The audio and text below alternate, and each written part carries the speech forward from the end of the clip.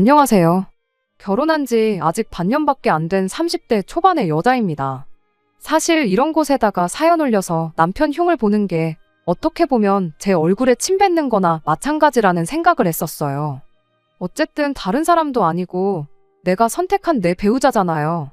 게다가 결혼한 지 이제 고작 반년밖에 되지 않았는데 그런데 막상 제가 이런 일을 겪게 되니 제 이야기를 하지 않을 수가 없더라고요.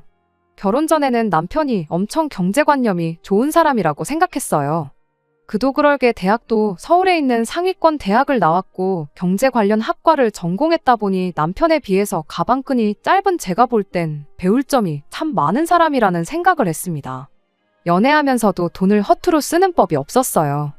신혼집을 구할 때 남편이 사회생활 시작하고 모은 돈만 가지고 대출 하나 없이 집을 구했는데 그것만 봐도 돈 관리에 있어서만큼은 남편을 따라올 사람이 없다고까지 생각했습니다.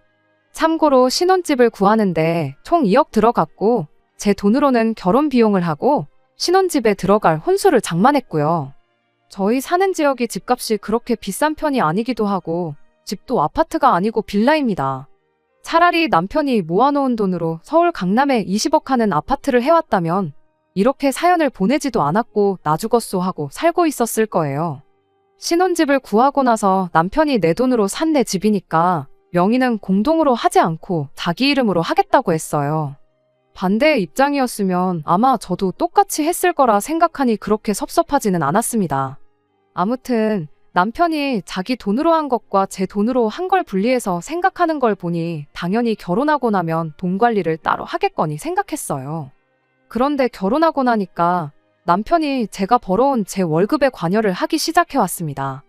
그리고 그때 남편이 경제관념이 좋은 게 아니고 그냥 돈 쓰는 걸 극도로 싫어하는 엄청난 짠돌이라는 걸 알게 되었네요. 결혼 전에 돈 그렇게 잘 모아놓았던 것도 사실 월급 받고 지출을 거의 하지를 않았으니 자연스럽게 모인 돈이었던 거였네요. 결혼하고 첫 달은 딱히 터치를 하지 않았는데 2달째 월급날이 되자마자 남편이 제가 돈 관리를 어떻게 하는지 한번 좀 확인해보고 싶다는 말을 꺼내왔습니다. 카드 내역까지 보여달라고 하니까 그건 조금 사적인 부분 아닌가 싶었습니다. 하지만 제가 엄한데 돈 쓰는 사람도 아니다 보니 딱히 숨길 필요까지는 없겠다 싶었어요.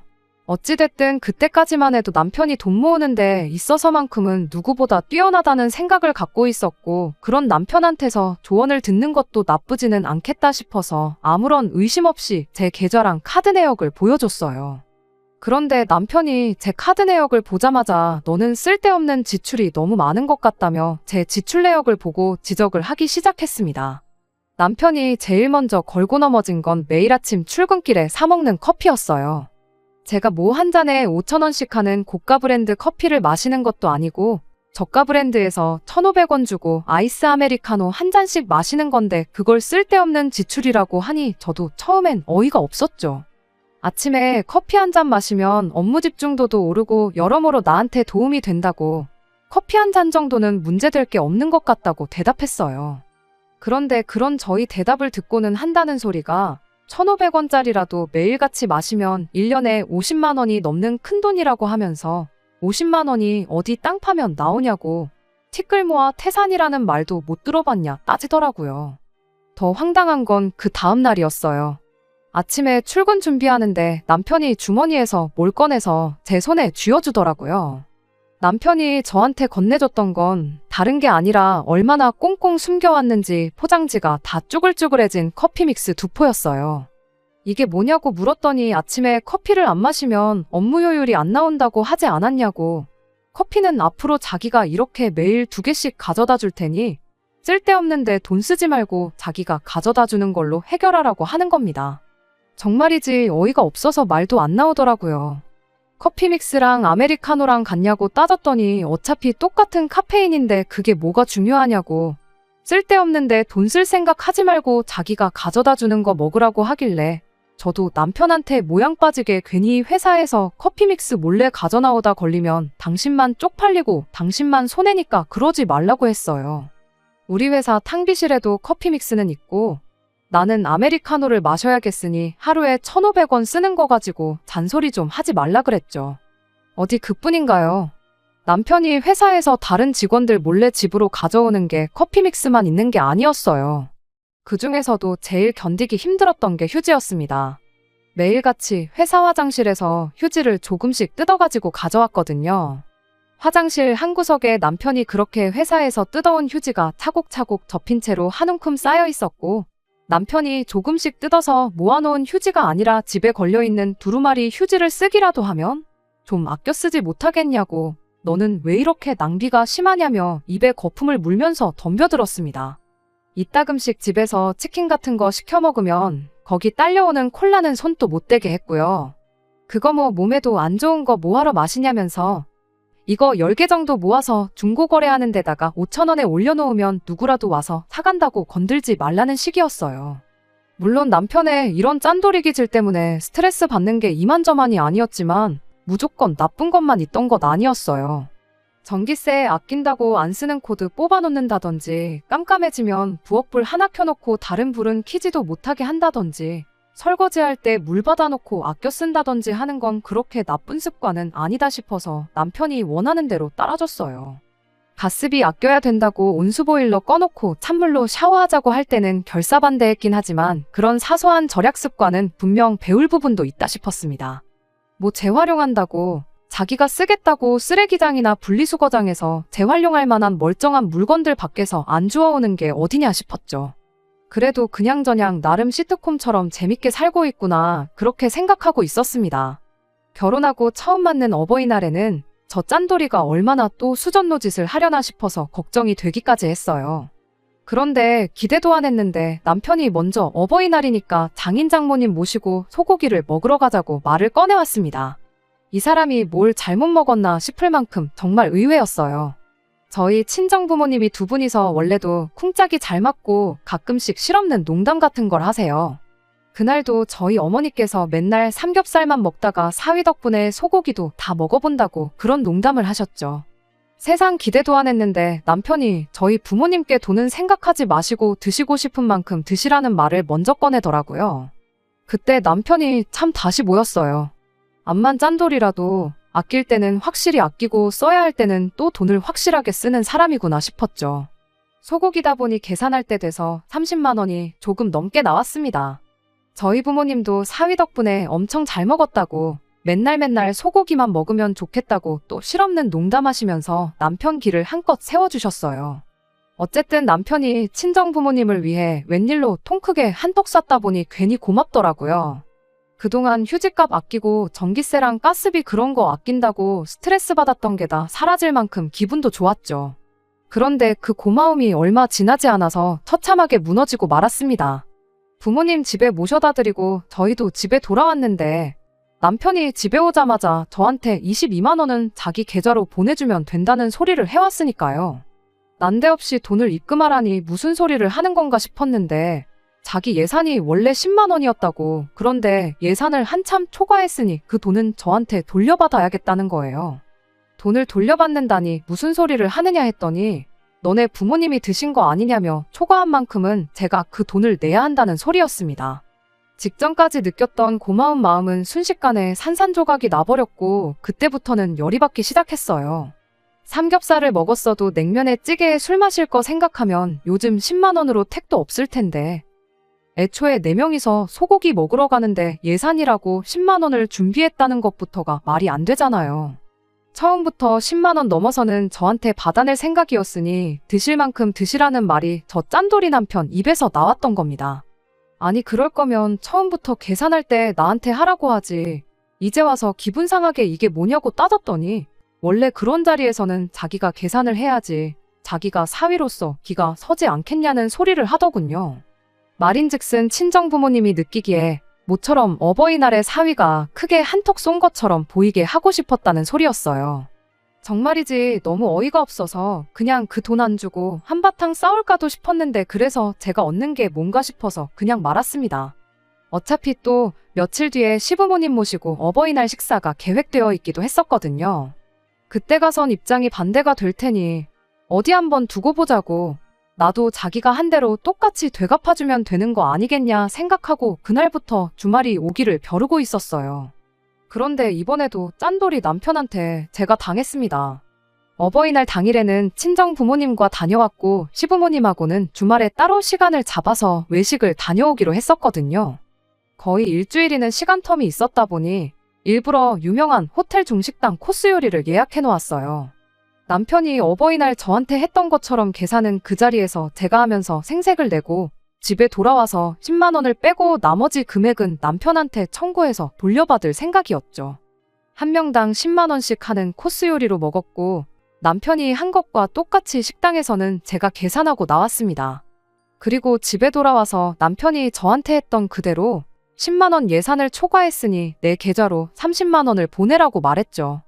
그런데 남편이 그걸 내가 왜 주냐는 식으로 나오더라고요. 남편이 저한테 했던 말 그대로 돌려줬죠. 내가 친정부모님 앞에서 당신 사위로서 길을 살려주지 않았냐. 그러니 당신도 똑같이 시부모님 앞에서 내 며느리로서의 길을 살려주는 게 맞지 않냐고 한마디 해줬습니다. 그런데 남편이 코웃음을 치면서 뭔 소리를 하는 거냐고. 며느리 기 살려줘서 어디다 쓰냐고. 오히려 제가 그 자리에서 계산을 했기 때문에 자기가 가장으로서의 위상이 살지 않았냐고 하더군요. 시부모 앞에서 며느리 기 살려주는 방법은 며느리가 당신 아들한테 내조 잘하고 있다는 모습 보여준 걸로 충분하다는 궤변을 펼치고 있는 남편을 보니 저 인간은 답도 없다고 그저 지 돈 아끼는 거 말고는 아무것도 눈에 들어오지도 않는 짠돌이 중에 상짠돌이구나 싶었습니다. 그래도 그나마 위안이 되었던 건 남편이 인색하게 구는 데에는 시댁과 친정을 가리지 않고 똑같이 인색하게 군다는 사실이었어요. 그런데 그건 그저 저희 착각에 불과했습니다. 어버이날 그 사건이 있고 얼마 지나지 않아서 시어머니의 생신날을 앞두고 있던 언젠가였습니다. 남편이 시어머니 생신 선물을 고르러 가는데 저한테 같이 좀 가자고 하더라고요. 말이 같이 가자는 거지 또 어버이날 그때처럼 가장으로서의 위상 어쩌고저쩌고 하면서 내 돈으로 생신 선물을 사드릴 속셈인가 싶어서 싫다고 했어요. 그랬더니 남편이 절대 그럴 일 없으니 걱정 붙들어매라고 자신있게 말하더라고요. 믿음이 가지는 않았지만 안 그런다고 저렇게 강하게 말하니까 결국 그렇게 남편을 따라갔어요. 그런데 웬일로 내비를 찍는데 백화점을 찍고 있더라고요. 기껏해야 시 외곽에 있는 증설 할인 매장 같은 데를 갈 줄 알았는데 백화점에를 다 가는 걸 보고 깜짝 놀랐습니다. 기껏해야 행사 상품 매대에서 뭐 집어다가 사드리려나 싶었는데 남편이 1층은 거들떠보지 않고 명품관 층으로 직행을 하더라고요. 이 사람이 뭘 잘못 먹었나 싶었어요. 돈 한 푼 두 푼 하는 게 아닐 텐데 괜찮냐고 했더니 이제 결혼도 했고 그리고 다른 날도 아니고 생신인데 평소에 갖고 싶어 하시는 거 사드리는 게 자식으로서의 도리를 다하는 것 아니겠냐고 하더라고요. 이것저것 구경하고는 있는데 말은 저렇게 했어도 자기가 정해놓은 마지노선이 있었는지 선뜻 지갑을 열지는 않고 있었어요. 그 와중에 가방 하나가 계속 눈에 들어왔나 봐요. 사드리고는 싶은데 금액이 금액이다 보니 그냥 만지작거리기만 하고 들었다 놨다 반복만 하고 있었어요. 그래도 남편이라고 그게 안쓰러웠나 봐요. 내가 미쳤지. 남편한테 돈을 좀 보태줄까 하고 먼저 물어봤습니다. 남편은 그래주면 너무 고맙다고 했는데 그래도 어버이날 때 크게 대인 적이 있다 보니 하나만은 확실히 짚고 넘어가야겠다 싶었습니다. 그래서 남편한테 물어봤어요. 내가 여기서 돈을 보태주면 당신도 친정어머니 생신 때 돈을 보태줄 용의가 있느냐고요. 생신이 시어머니만 있는 게 아니잖아요. 시어머니 생신 지나고 나서 2달이면 친정어머니 생신이 있었거든요. 남편은 당연하다고 안 그래도 어머니 생신 선물 생각하면서 장모님 드릴 것도 벌써 다 생각해놓은 참이라고 자신있게 말을 해왔습니다. 거기서도 제가 생각해놓은 선물이 얼토당토 않은 거면 절대 안 된다고 확답까지 받아냈습니다. 남편이 당연한 소리 하지 말라고 장모님이 좋아하시는 걸로 벌써 점 찍어둔 게 있다고 자신있게 말하길래 그 말을 믿었습니다. 지난 어버이날 때와는 다르게 이번엔 남편과 각출해서 선물을 사기로 약속을 했으니 그게 문제가 될 거라고는 전혀 생각도 못했어요. 그렇게 그날 남편이 80만 원을 쓰고 제가 20만 원을 보태서 시어머니 생신 선물로 100만 원짜리 가방을 하나 사드리게 되었습니다. 100만 원이면 명품치고는 솔직히 비싼 건 아니었지만 남편 평소 씀씀이 치고는 엄청 큰 지출을 했구나 싶었습니다.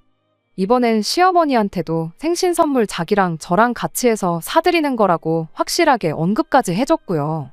제가 시어머니 선물 사는 거 20만 원이나마 도와줬어서 그런 건지 밥도 알아서 자기가 사더라고요. 그렇게 시어머니 생신은 나름 괜찮게 보냈습니다. 그 후로 2달간은 별다른 일은 없었어요. 남편은 여전히 지출 없이 짠돌이처럼 살고 있었고, 저는 제 나름대로 남편이 하는 말 중 합당한 건 따라주고, 얼토당토 아는 건 그냥 한 귀로 듣고 한 귀로 흘리는 식으로 제법 괜찮은 결혼 생활을 보내고 있었습니다. 그리고 그렇게 친정어머니 생신이 코앞까지 다가왔어요. 저도 어머니한테 무슨 선물을 드리면 좋을지 그런 거 생각하고 있었어요. 현금 선물을 가장 좋아하긴 하시지만 결혼 첫 해이기도 하고 뭔가 마음이 담긴 선물을 하고 싶어서 이것저것 후보에 넣고 고르고 있던 중이었습니다. 시어머니 선물 살 때 제가 20만 원을 보탰으니 남편한테도 똑같이 그 정도만 받으면 되겠다 싶었어요. 시어머니랑 같은 선물을 해드리고 싶진 않았는데 친정어머니가 뭐가 필요하신지도 모르겠고 마땅한 선물도 없는 와중에 어머니가 들고 다니는 가방이 많이 낡았구나 싶어서 비슷한 가격대의 가방을 하나 사드리면 좋겠다 싶었습니다. 친정어머니 생신을 한 주 앞두고 주말을 맞아서 남편하고 같이 선물을 사러 갈 계획이었어요. 그런데 남편이 갑자기 지방에 살고 있는 어릴 적 친구의 아버지가 돌아가셨다며 거기에 가봐야 한다고 주말 내내 집에 들어오지를 않았습니다. 그때까지는 그게 거짓말인지 의심조차 하지 않았어요. 어차피 백화점이 오전만 장사하고 닫는 게 아니니 평일에 퇴근 시간 맞춰서 백화점을 들렀다 오면 되겠구나 생각했죠. 그런데 평일이 되니까 이번에는 결혼 생활 하는 내내 한 번도 없었던 야근 핑계를 대면서 집에 밤 11시가 돼서야 들어오고 그러더라고요. 남편의 야근은 그 주 내내 이어졌고 목요일이 돼서야 이 사람이 지금 돈 쓰기 싫어서 일부러 어줍잖은 핑계거리를 대면서 피하고 있구나 그런 생각이 들었습니다. 친정어머니 생신을 토요일 점심에 하기로 했으니 그때까지만 뻐기면 일단 제가 알아서 선물을 사올 테고 돈 주는 건 또 나중 가서 말도 안 되는 이유 가져다 붙여서 안 주려는 생각이라는 게 뻔히 보였어요. 그래서 밤 11시에 집에 기어들어온 남편을 붙잡고 내일은 무슨 일이 있어도 야근하지 말고 제 시간에 집에 들어오라고 했습니다. 남편은 회사 일이란 게 어디 마음대로 되는 게 아닌 거 알지 않냐면서 말을 돌리려고 하더라고요. 그래서 제가 알겠다고 그럼 퇴근하면 당신 회사 앞으로 갈 테니까 1시간 정도만 회사에 양해를 구하라고 했어요. 설마 다른 날도 아니고 장모님 생신인데 야근을 안 하겠다는 것도 아니고 그 정도 사정은 봐주지 않겠냐고 물었죠. 남편 표정만 봐도 당황했다는 게 눈에 보였어요. 어디 뭐 자기만 회사 생활 하고 있나요? 꼼수를 써도 될 법한 걸 써야지 뻔한 거짓말을 하고 있으니 웃기지도 않더라고요. 다음날 퇴근해서 남편한테 선언한 대로 남편 회사 쪽으로 퇴근을 하고 있었는데 남편한테 전화가 왔습니다. 갑자기 회식이 생겼으니 이쪽으로 오지 말라고요. 그간 야근한 거 고생했다고 부사장이 직원들 데리고 쏘는 거라고 절대 빠지지 못하는 회식이라면서 저한테 미안하다고 사과까지 하더라고요. 그러더니 꺼내는 말이 기억할지 모르겠는데 장모님 생신 선물은 내가 따로 생각해 놓은 게 있다고 하지 않았냐고. 당신이 고른 걸로 우리 돈 합쳐서 사고 싶은 마음도 알겠는데 내가 드릴 장모님 선물은 내가 알아서 준비할 테니 당신도 당신이 알아서 다른 선물을 고르면 안 되겠냐는 말을 꺼내더군요. 난데없이 회식이 잡혔다는 게 신뢰가 가지는 않았지만 듣고 보니 남편이 그때 당시 백화점에서 저한테 그렇게 이야기를 했었던 게 기억이 났어요. 당장 금요일이고 엄마 생신이 내일 점심인데 어떻게 선물을 구하려고 하느냐 했더니 자기가 다 생각이 있으니까 걱정 말라고 정모하면 아침에도 시간적인 여유가 있지 않느냐면서 허겁지겁 전화를 끊더라고요. 그래서 저도 그냥 다시 발걸음을 돌려서 집으로 돌아왔습니다. 남편이 무슨 선물을 준비할지 걱정 반 기대 반이었어요. 그래도 뭐 내가 한 게 있으니 아무리 못해도 20만 원 가치 정도 하는 선물을 준비하겠지 싶었습니다. 20만 원 그거 제 돈 더 써서 친정어머니 생신 선물 사기로 했던 가방을 그냥 사드렸어도 됐었지만 그래도 시어머니 생신 때 선물로 쓴 돈이 100인데 친정어머니 생신 선물도 그에 준하는 가격으로 하는 게 맞지 않나 싶었어요. 그렇다고 갑자기 선물을 새로 고르기도 뭐하더라고요. 이미 바로 다음 날이 어머니 생신인데 대충 80만 원짜리 아무거나 찾아다가 드리고 싶지도 않았고요. 그래서 그냥 집에 돌아오는 길에 돈 찾아서 이번 생신까지만 현금 선물로 드려야겠다 생각했습니다. 집에 와서 남편이 회식 마치고 집에 오기를 기다렸는데 회식 자리가 길어지는 건지 시간이 늦어도 감감무소식이었어요. 밤 11시가 넘어가는 거 보고 언제 올지도 모르는 양반 기다려서 뭐 하겠나 싶어서 그냥 집 정리 대충 끝내놓고 혼자 TV를 보다가 잠에 들었습니다. 남편이 들어온지도 모르고 한참 잘 자고 있었는데 늦게 들어온 남편이 자려고 침대에 누우면서 그때의 흔들림으로 살짝 잠에서 깨버렸습니다. 시간을 보니까 새벽 2시가 넘어 있었어요. 그래도 회식이 있던 건 진짜였는지 눕자마자 잠에 골아떨어진 남편이 숨을 내쉴 때마다 방 안에 아주 술 냄새가 진동을 하더라고요. 괜히 잠 깨기 싫어서 저도 그냥 잠을 청했습니다. 그리고 다음날 아침에 잠에서 깼어요. 과음을 한 건지 남편은 정신을 못 차리고 자고 있었죠. 피곤해 보여서 그냥 자게 둘까 싶다가도 친정어머니 생신 선물 생각을 하니까 깨우지 않을 수가 없었네요. 자는 남편 흔들어 깨우면서 앞으로 몇 시간이면 친정집 출발해야 한다고 얼른 일어나서 준비하고 엄마 선물도 챙기고 해야지 않겠느냐고 했더니 남편이 덮고 있던 이불로 얼굴을 가리면서 준비해놨으니까 걱정 말라고 자기 좀 더 자야 될 것 같으니 자게 내버려두라고 하더라고요. 준비가 됐다는 게 무슨 말인가 싶었어요. 저는 진작에 일어나서 전날 저녁에 하다만 집 청소를 마무리 지었는데 집 정리하면서 선물은커녕 선물 비슷하게 생긴 건 구경도 못했거든요. 혹시 이 사람이 술 취해서 집에 오는 길에 택시에다가 두고 내린 건가 그런 생각이 들더라고요. 그래서 선물이 어디 있냐고 아무데도 없다고 당신 어제 술 취해서 차에다 두고 내린 건 아니냐 일어나서 당신이 확인 좀 해봐라 하고 다시 자려는 남편을 흔들어 깨웠습니다. 남편이 침대에 겨우겨우 일어나 앉아서는 자기가 잊지 않고 잘 챙겨왔다고 냉장고에 넣어놨으니까 확인해보라고 하고 또 다시 눕더라고요. 무슨 선물이길래 그걸 냉장고에 넣어놨나 싶었어요. 혹시 이 인간이 엄마 생신 선물이라고 케이크 한 개로 퉁치려는 건 아닐까 그런 생각까지 들었습니다. 그런데 냉장고를 열어봤는데도 선물은커녕 케이크 비슷한 것도 안 보였어요. 남편한테 냉장고에 대체 뭐가 있냐는 거냐고 고래고래 소리를 질렀더니 남편이 그제서야 머리에 까치집을 지어서는 무거운 몸을 이끌고 침대에서 기어나오더라고요.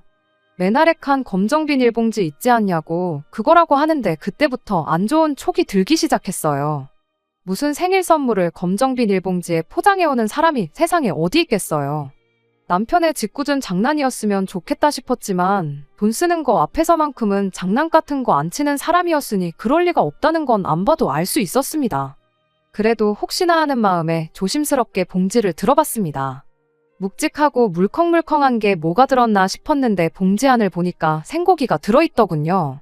어이가 없어서 아무 말도 잊지 못하고 있는데 남편이 의시되면서 그 주둥아리를 놀리기 시작했어요.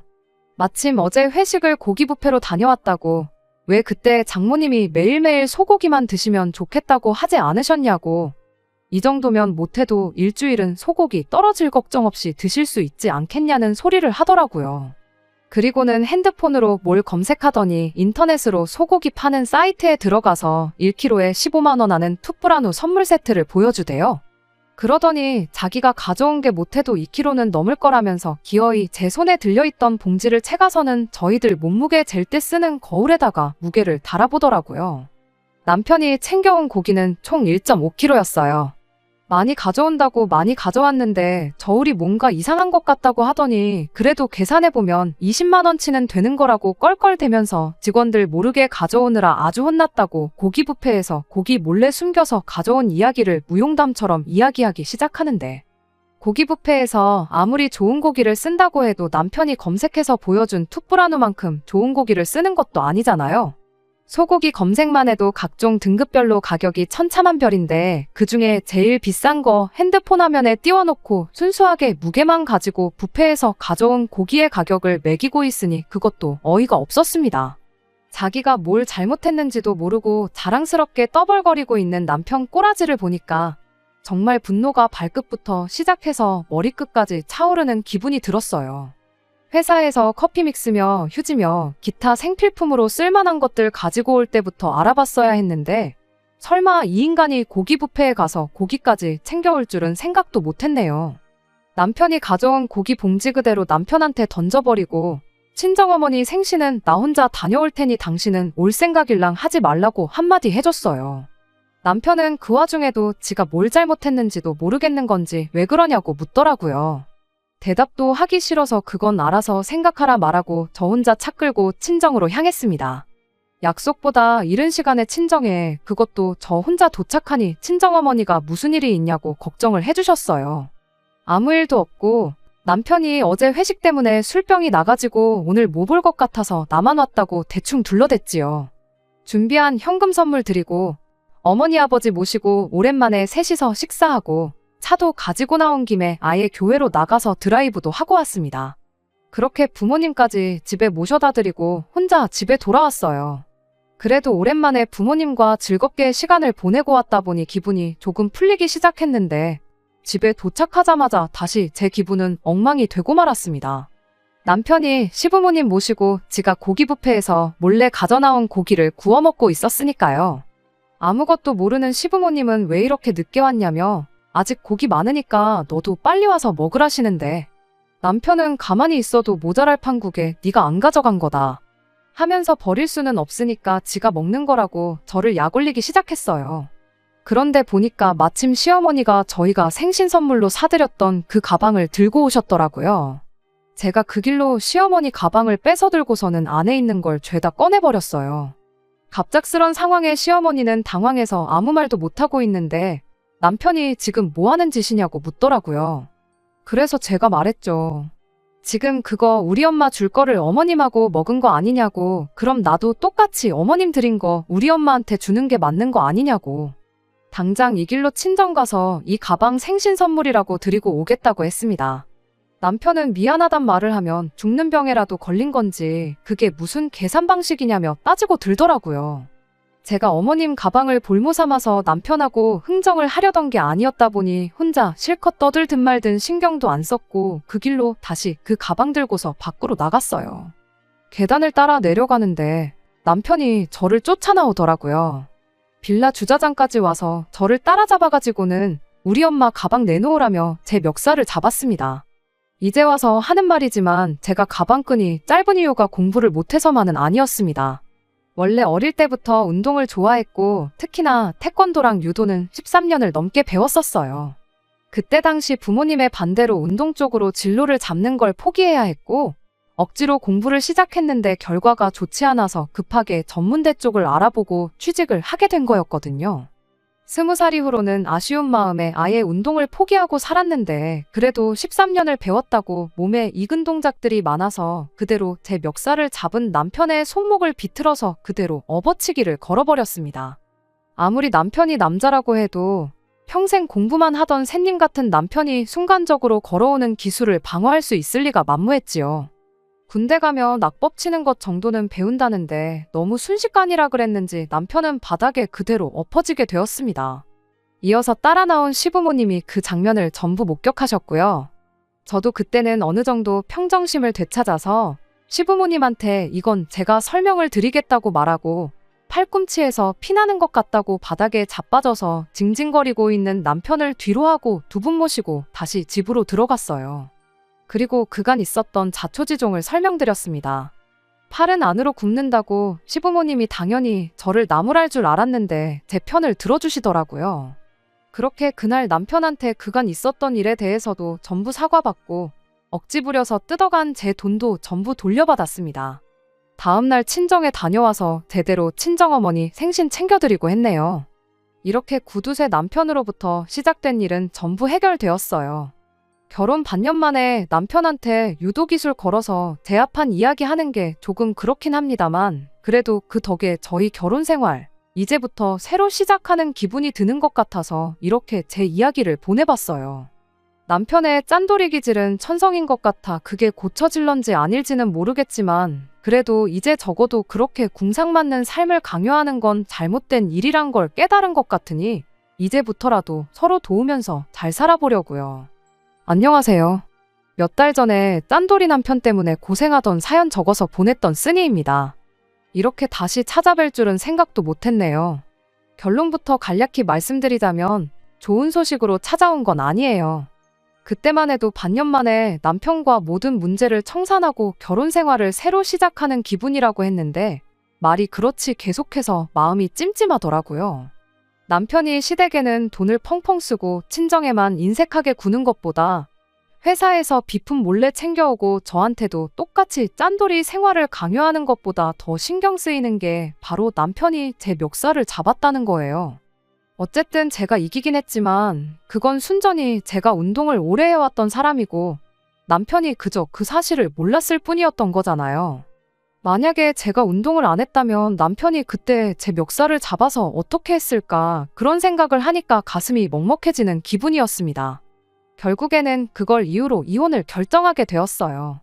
멱살 한번 잡혔다고 어떻게 이혼을 정하냐고 하실 분들도 계시겠지만 그게 나중에는 어떻게 될지 모르는 거잖아요. 남편이 지금은 저를 힘으로 못 당해낸다는 걸 알았으니 나중엔 몽둥이가 될 수도 있는 거고 더 심하게 나올 수도 있을 테고요. 결국 오랫동안 고심하다가 시댁에 먼저 들러서 이혼하고 싶다는 제 의사를 전했어요. 시부모님은 당연히 저를 말리셨죠. 저한테 미안하다고 아들 녀석이 저렇게 된 게 다 당신들 책임이 있다면서 옛날 이야기를 해주셨어요. 길게 말할 건 없고 그냥 IMF 때 집 상황이 많이 어려워졌었답니다. 그때 세 가족이서 화장실도 밖에 있는 단칸방에서 지내야 했던 적도 있었다고요. 그게 어린 시절 남편한테 아마 안 좋은 기억으로 남아서 저렇게 돈을 아끼고 모으는데 급급한 사람이 된 것 같다고요. 그런 과거가 있는 줄은 몰랐지만 그렇다고 해서 남편이 저를 힘으로 제압하려고 했던 게 용서가 되는 건 아니었어요. 좋은 기억이나마 몇 개 없긴 하지만 그래도 더 사이가 나빠지기 전에 빨리 이혼하는 게 좋겠다고 대답했죠. 재혼 같은 거 생각하면 저도 저지만 남편도 하루라도 빨리 이혼하는 게 더 유리하지 않겠냐고 하니 시부모님도 제 말이 맞다면서 결국엔 이혼을 허락해 주셨네요. 제가 이혼하자는 말에 남편이 울며불며 매달렸어요. 집 명의도 제 이름으로 해주고 월급도 다 가져다 줄 테니 이혼만큼은 하지 말아달라고 했는데 제가 남편한테 있어서 돈이며 집까지 포기할 만큼 소중한 사람이었으면 진작에 좀 잘하지 그랬냐고 한마디 해주고 자리에서 일어났습니다. 그렇게 저희는 이혼하게 되었고 지난달에 이혼 절차 모든 게 마무리돼서 완벽한 남남이 되었어요.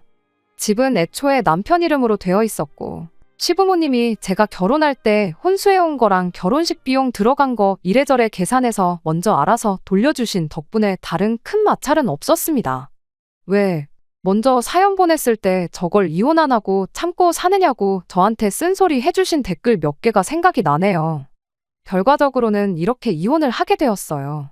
아직도 제가 좋은 결정을 내린 건지 혹시나 언젠가 이 결정을 후회할 날이 올지도 모르겠다는 생각이 들긴 하지만 과거에 얽매여 있는 것보다 앞으로의 제 인생을 준비하는 게 더 이득인 것 같아서 더는 생각하지 않으려고요. 끝까지 들어주셔서 감사합니다. 오늘의 사연은 여기까지입니다. 구독과 좋아요, 알람 설정 부탁드리고 더 좋은 사연으로 다시 찾아뵙겠습니다. 감사합니다.